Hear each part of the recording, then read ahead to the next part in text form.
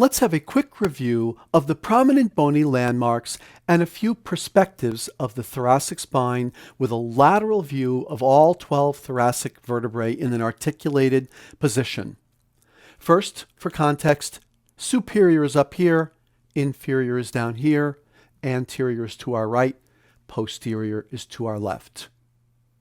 We can see T1 up here, T2, T3, T4, 5, 6, 7, 8, 9, 10, T11, and T12. We can nicely visualize the thoracic kyphotic curve, or we could say the kyphosis of the thoracic spine. We can see the bodies of the vertebrae anteriorly. We can see the space that a disc would occupy. So a disc joint is located between two adjacent bodies. That's anterior. Posterior, we can see a facet joint between the superior articular facet of the lower vertebra and the inferior articular facet of the upper vertebra.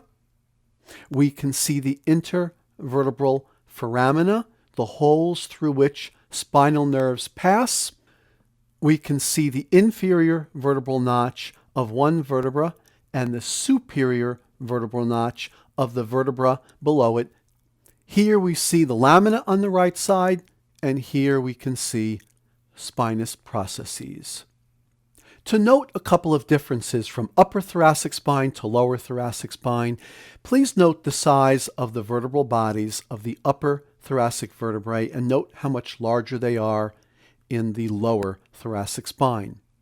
Also note that the spinous processes of the upper thoracic spine tend to be longer, more slender, and oriented more inferiorly compared to the thicker, blunter, more horizontally oriented spinous processes of the lower thoracic spine. So this has been a quick review of the prominent bony landmarks and some perspectives of the thoracic spine with a lateral view.